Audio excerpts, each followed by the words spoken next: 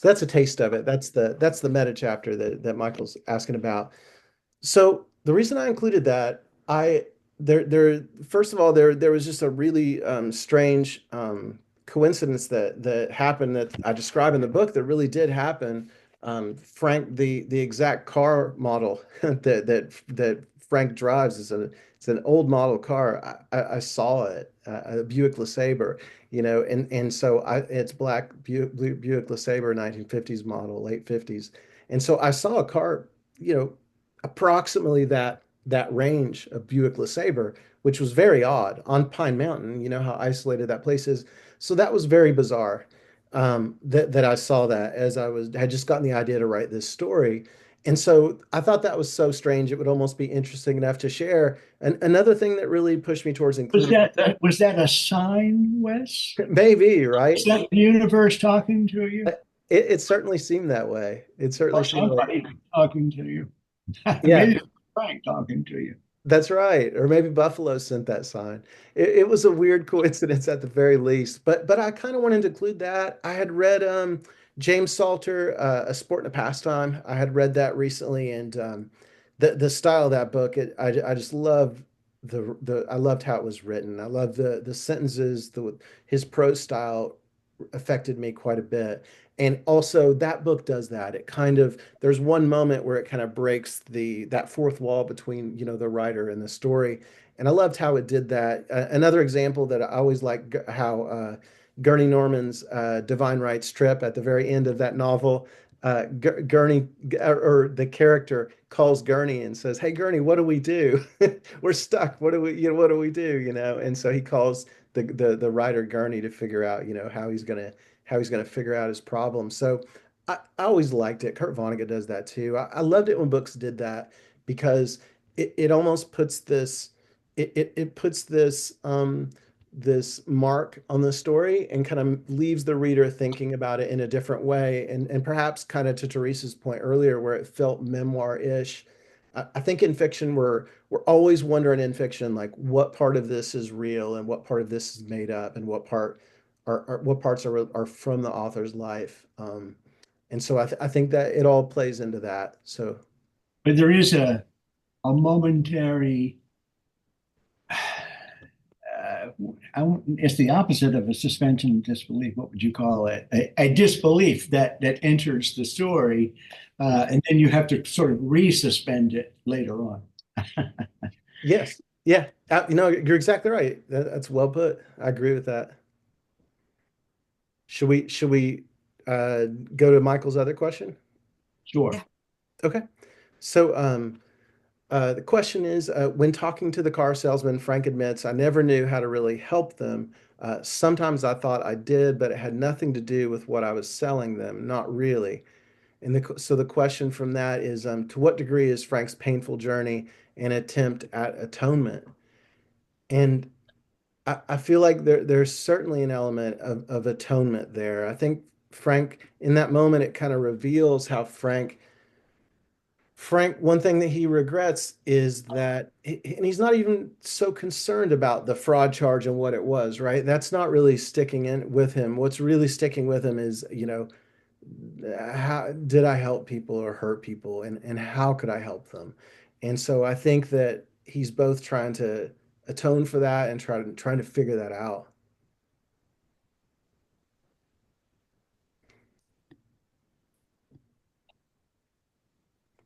Should we go to more audience questions? Yeah, you've got that one about the about Orion. That's a really Yeah. there. That's a good one. Oh, sure. So yeah, Orion, there's several stories about Orion, and they do not paint Orion in a good light, any of them really, and any of them at all, period. And so it's interesting that, Orion is this character who's remembered, who's in the stars, just remembered for thousands of years. Yet if you really dig into the stories of Orion, which are not really that well publicized, it's a lot like Frank's story. You've got this story that's not so flattering. And so I was drawn to that. I was also drawn to that, really. I feel like Orion gets at one of Frank's biggest fears, and that I think that is not being remembered, and so it drives at that, and the Orion kind of haunts him throughout the novella. It's always there, almost like the pines. It's always there. Something that he can rely on. I see one more question from Dan Rosenson. Um, was there a section that details the pine wood floor in a cabin? Yeah, there absolutely is. Frank seemed very close to a returning theme. Was Buffalo a foreshadow to Frank's life? Um, yeah, I can see that. I think there's a lot of connection between Buffalo and Frank as far as where he's going and where he's been. I think their paths are connected in a lot of ways. Um, and the second part is, how did you know that a cat was light enough to walk on the snow without sinking in? Nice. It's been a while since I read that. Yeah. Buffalo, during that time, she was pretty thin. So I think that's the main thing. I love that. So maybe we probably need to be kind of wrapping it up, but I want to know what's next for you. So will you stick with this same novella theme, this size? Because it seems to really fit you as a person. Like just this one interview, I'm thinking I can't, I mean, I can imagine you wanting to try other things and do all this, but I think this fits you very well. And will you stick with, who are we going to get next? Like, do you have plans for another Frank or? Sure. So to your point, I love the novella form. I really do. I think that this is one of my thoughts that I probably express too often, but I love novellas. I suspect a lot of readers do. I mean, the novella form is kind of having a moment with Claire Keegan, um, in particular. But if Kevin and I talked about this on Kentucky Writers Roundtable a bit too. Um, you know, Novellas like A River Runs Through It by Norman Maclean, Legends of the Fall by Jim Harrison. And you could go on and on. These are memorable movies were made out of these novellas, and I think there's a reason for that. I think that form, it gives enough space to really get into a story and to really get into a character, but there's no fluff, right? It's all killer, no filler, right? And so I love that form. I always have. I think there's a disconnect, and here's my argument. I think there's a disconnect. I don't think the publishing company doesn't love novellas as much as readers do. And I think they're wrong, frankly. I think that readers, like the publishing company says, you need to have three novellas, to make a book worthwhile. And I disagree. And I think a lot of readers do. And that's one of the reasons I wanted to publish this with a small press, is because I wanted it to stand alone. I wanted it to be, just as it is. This was my intent for this book. To your point about what's next, I have a lot of fun writing in new forms. It's fun for me. It keeps it interesting. It's a challenge, and so the first novel about Frank, I'm still looking for a home for that. I've been kind of busy with a book tour and writing another book, and I haven't really been getting sending it out as much as possible. But I'm looking for a home for that book. I've always that book is special to me, and I'd like to connect it with readers. So I'm looking for a good home for that book.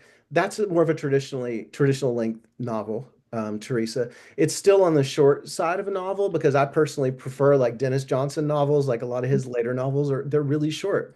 I wouldn't consider them novella, but they're shorter. And I think readers like that too. I know I do as a reader. And there's something they have, like that sticking quality, like they can stick with you in a way that sometimes longer novels don't. And I think that appeals to me. Another book that I'm writing, actually, I have the manuscript right beside me on the desk, but the working title is To Bury, and that's a story about there's this girl, her name is Jamie, and she has this traumatic childhood, and she sees a way out. In order to find her way out, she has this calling to be a mystic or a psychic or an intuitive, and so she kind of learns that path and that's kind of her journey. It's a coming of age um, novel, and it's more of a traditionally as far as the length of the novel, it's more of a traditional novel. But those are kind of the two main things that I'm working on right now, and I started writing to Barry February 2024. So I'm on my third round of revisions now, and I mean it's got a lot of time. You know, it'll be a long time before it's done, but I'm having a lot of fun with it, and I like Jamie as a character. She's interesting to me. I'm excited for readers to meet her, and yeah, that's kind of it. I feel like I'm going on and on at this point.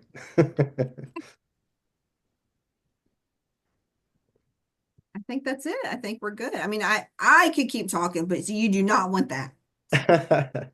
Well, I'll tell you what, thank you so much, Kevin and Teresa. Thank you so much for your time and for your insightful questions. And everybody who joined us, thank you so much for hanging out with us on a Thursday night in February. We really appreciate it. Oh, I see. Will you come to DC for a signing at the Crown and Crow? Absolutely. Absolutely. Answer is yes. Well, thank you all so much. I appreciate it. Bye. Y'all have a good night.